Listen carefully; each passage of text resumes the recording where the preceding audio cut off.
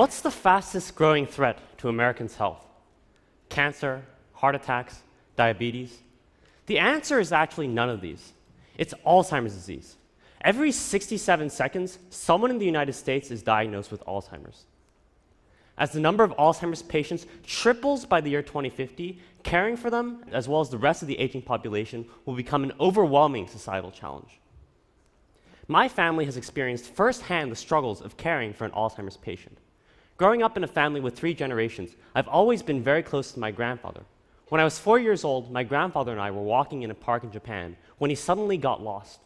It was one of the scariest moments I've ever experienced in my life, and it was also the first incident that informed us that my grandfather had Alzheimer's disease. Over the past 12 years, his condition got worse and worse, and his wandering in particular caused my family a lot of stress. My aunt, his primary caregiver, really struggled to stay awake at night to keep an eye on him, and even then often failed to catch him leaving the bed. I became really concerned about my aunt's well-being as well as my grandfather's safety. I searched extensively for a solution that could help my family's problems, but couldn't find one. Then, one night, about 2 years ago, I was looking after my grandfather and I saw him stepping out of the bed. The moment his foot landed on the floor, I thought, why don't I put a pressure sensor on the heel of his foot? Once he stepped onto the floor and out of the bed, the pressure sensor would detect an increase in pressure caused by body weight and then wirelessly send an audible alert to the caregiver's smartphone. That way, my aunt could sleep much better at night without having to worry about my grandfather's wandering. So now I'd like to perform a demonstration of the sock. Could I please have my sock model on stage? Great. So, once the patient steps onto the floor, an alert is sent to the caregiver's smartphone.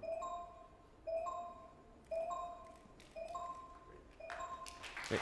Thank you. Thank you, sock model.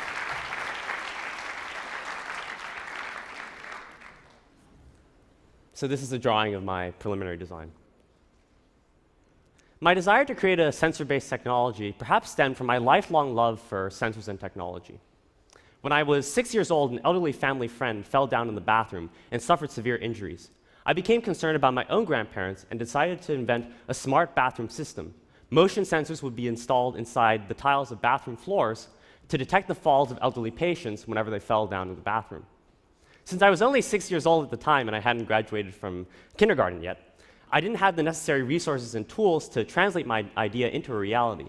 But nonetheless, my research experience really implanted in me a firm desire to use sensors to help the elderly people. I really believed that sensors could improve the quality of life of the elderly. When I laid out my plan, I realized that I faced 3 main challenges. First, creating a sensor. Second, designing a circuit. And third, coding a smartphone app. This made me realize that my project was actually much harder to realize than I initially had thought it to be. First, I had to create a wearable sensor that was thin and flexible enough to be worn comfortably on the bottom of the patient's foot.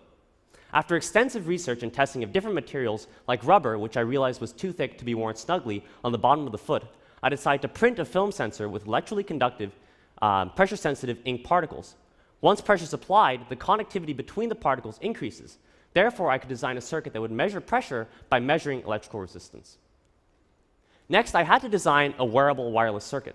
But wireless signal transmission consumes lots of power and requires heavy, bulky batteries.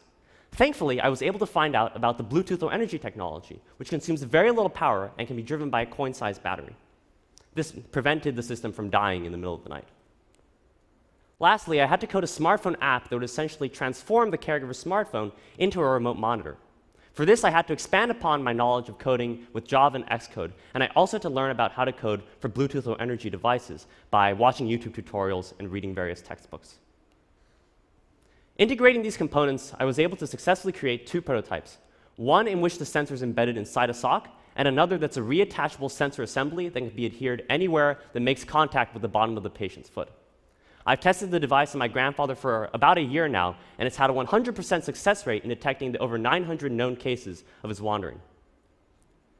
Last summer, I was able to beta test my device at several residential care facilities in California, and I'm currently incorporating the feedback to further improve the device into a marketable product. Testing the device on a number of patients made me realize that I need to invent solutions for people who didn't want to wear socks to sleep at night. So sensor data collected on a vast number of patients can be useful for improving patient care and also leading to a cure for the disease, possibly. For example, I'm currently examining correlations between the frequency of a patient's nightly wandering and his or her daily activities and diet. But one thing I'll never forget is when my device first caught my grandfather's wandering out of bed at night. At that moment, I was really struck by the power of technology to change lives for the better. People living happily and healthily. That's the world that I imagine. Thank you very much.